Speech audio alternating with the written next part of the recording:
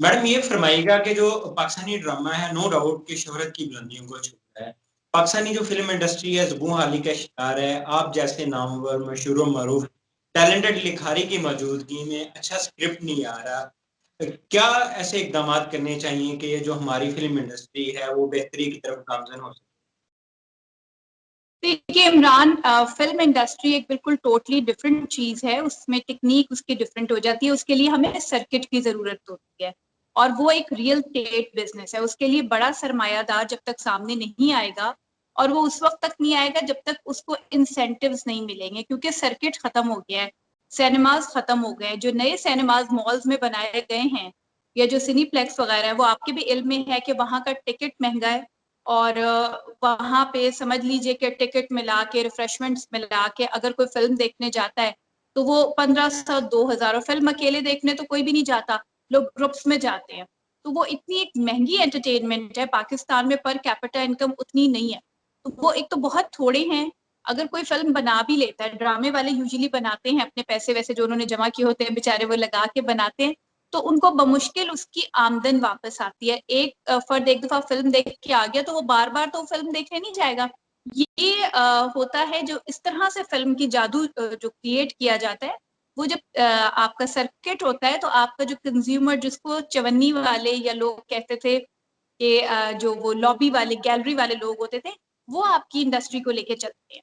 तो उनके लिए तो थिएटर गायब हो गए ना हमारे यहाँ से। तो जब वो थिएटर वापस आएंगे, सिनेमाज वापस आएंगे, छोटे शहरों में आएंगे खासकर, तो और सर्किट बनेगा, तब एक फिल्म अगर बनती है तो उसका फर्स्ट शो भी अगर एक एक फर्द भी देख लेता है तो मैं समझती हूँ कि उसके पैसे भी पूरे हो जाएंगे। फिर इस तरह से आप मुख्तलिफ अच्छे बड़े स्क्रिप्ट पे भी लोग उनको इन्वेस्ट करेंगे और सेठ आएगा, इन्वेस्टर आएगा, मार्केट में इन्वेस्टर आएगा तो राइटर्स भी इसके ऊपर आएंगे। जाहिर है राइटर जब मेहनत से चीज लिखेगा तो वो डिमांड करेगा बड़ी चीज की, बड़ी आमदन की, पैसे की।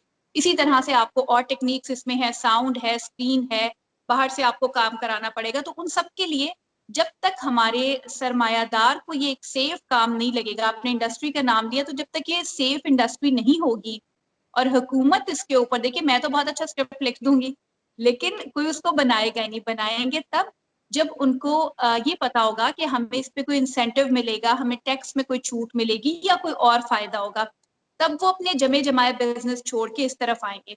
तो हमें इसको रिवाइव करना है, इसको रिवाइव हम अकेले नहीं कर सकते, इसमें हमारे साथ जब तक गवर्नमेंट साथ नहीं देगी सीरियस बुनियादों पे, तो मैं नहीं समझती कि हमारी ड्रामा इंडस्ट्री, हम अकेले राइटर्स के या डायरेक्टर्स या प्रोड्यूसर्स के काम से कुछ हो सकता है, कुछ भी नहीं। मैडम हम थोड़ा-सा माशरती रवैये और माशरे पे बात कर लेते हैं। आप प्रोफ़ेसर हैं, यूनिवर्सिटी में पढ़ाती भी हैं। माशाल्लाह 20 से ज़ायद ड्रामा लिख चुकी हैं। हमारे जो माशरे में एक अदम बर्दाश्त का कल्चर अब रवान चल रहा है, इसकी बुनियादी वजह क्या है? और इसकी रोकथाम के लिए हमें कौन से इक़दामात करने चाहिए? देखिए ये तो हमने पैदा किया है ना बड़े ज़ौक़ शौक़ से, कई दिहाइयाँ लगा के, उम्रें लगा के, सोच सोच के। तो अब ये है कि एक रोज में तो ये दरख्त बड़ा नहीं हुआ, तो अब वक्त लगेगा और हम अपने अपने लेवल पे, अपनी अपनी जगहों पे हर शख्स मोहतात रहते हुए, मैं खास तौर पे क्योंकि मैं यूनिवर्सिटी में विजिटिंग फैकल्टी में हूँ, तो मेरी जो फ्रेंड्स हैं मेरे साथ, मेरी टीचर्स हैं, तो हमारी जब भी बात होती है तो मैं उनको यही कहती हूँ कि अच्छी बात करें, बच्चों के अंदर टॉलरेंस पैदा करें, लेकिन सिक्योरिटीज फर्स्ट, क्योंकि जो इनटॉलरेंट रवैया है इस पे आपको इल्म ही है कि टीचर्स के लिए जानलेवा साबित हो रहा है अगर हम उनको समझा रहे हैं और बता रहे हैं तो इसलिए यह है कि हमें बहुत मोहतात तरीके से अपनी बात को बहुत ध्यान से रिफ्रेज करना पड़ता है और बहुत मुश्किल है। लेकिन यही है कि जिस तरह से पैदा किया गया ये गंदा रवैया, वो भी एक रोज में पैदा नहीं हुआ, तो अब इसको खत्म करने में भी साल हा साल लगेंगे और हर शख्स अपने लेवल पे जो कर सकता है, एक माँ बच्चों के तरबियत में ये चीज ना डाले और एक टीचर अपने बच्चों की तरबियत में जो पहले से कांटे चुभे हुए हैं उनके जहन में वो निकालने की कोशिश करे, तो हम किसी हद तक तो कामयाब हो सकते हैं। और जाहिर है फिर वक्त गुजरने के साथ साथ बेहतरी आ सकती है, लेकिन ओवरनाइट कोई चेंज हम नहीं ला सकते। मैडम पिछले महीने एक लाहौर में यूनिवर्सिटी के लड़के-लड़की ने सरेआम प्रपोज़ कर दिया, उस पे भी बड़ी आपको पता है सोशल मीडिया पे इश्यूज़ हुए। तो आपकी इस बारे में क्या ओपिनियन? دیکھیے مجھے تو کوئی اس میں ایسا خاص نہ اچھا لگا نہ برا لگا، تو کیونکہ شاید ہم اتنا آگے آ چکے ہیں زندگی میں کہ بہت ساری چیزوں کو، اور دکھ کی بات ہے عمران کے یونیورسٹیوں میں ہم نے اتنا کشت و خون دیکھا ہے، خاص طور پہ اے پی ایس کا جو ایک بھیانک واقعہ دیکھا ہے. تو میں سمجھتی ہوں کہ جو ہماری بچوں کی جنریشن ہے آگے اسٹوڈنٹس کی، انہوں نے تو اچھی مزیدار کیمپس لائف دیکھی ہی نہیں. مطلب یہ محبت عشق تو ایک الگ کی چیز ہوتی ہے نا، اس کے علاوہ بھی تو ایک اچھی کیمپس لائف ہوتی ہے نا. اور اب پچھلے 2 سال سے تو بچے بےچارے 1.5 سال سے تو کسی بھی کیمپس لائف سے دور ہی بیٹھے ہوئے زوم پہ. تو آئی ڈونٹ نو کہ why they did it, but if they did it تو ایک تو یہ کوئی نئی بات نہیں تھی، اس طرح ہوتا ہی رہتا تھا. وہ بس سوشل میڈیا کی وجہ سے آؤٹ ہو گیا اور لوگوں نے اس کے اوپر کمنٹ دیا، اور میرا تو اس کے اوپر کوئی کمنٹ نہیں ہے. مجھے نہ وہ بات بری لگی نہ اچھی لگی. بس ٹھیک ہے، 2 لوگوں کا فیصلہ تھا، انہوں نے اس کو جیسے سیلیبریٹ کرنا چاہا انہوں نے کیا. جن کو وہ برا لگا ان کی بھی سالڈ ریزنز ہیں، اور بہت سالڈ ریزنز ہیں ان کی بھی، اور جنہوں نے اپریشیٹ کیا ان کی اپنی جگہ سالڈ ریزنز ہیں. تو معاشرے میں دونوں رائے موجود ہونی چاہیے، ہر بات کے لیے ایک سے زیادہ آرا موجود ہوتی ہے اور ہونی چاہیے. یہی ایک ہیلدی معاشرے کی نشان. میڈم میرا آپ سے آخری سوال ہے کہ آپ سے باہمت بااختیار خاتون بہت کم ہے پاکستان میں، تو ہمارے ہاں ایک عورت مارچ آتا ہے، وہاں پہ بڑی ڈفرینس آف اوپینین پائی جاتی ہیں، بڑی رائے دی جاتی ہے. تو میں نے خود بھی آبزرو کیا ہے کئی دفعہ، تو آپ جیسے جو باصلاحیت لوگ ہیں، باہمت لوگ ہیں، وہ بہت کم آتے ہیں. لیکن اس میں بھی بہت سارے آپ کو پتا ہے کہ جس طرح کی اوپینین ہوتی ہے. تو آپ ایک ڈرامہ رائٹر ہیں، آپ لوگوں کے رویوں کو آبزرو کرتی لکھتی ہیں، آپ کی وہ ساری چیزیں لاکھوں کروڑوں لوگ دیکھتے ہیں.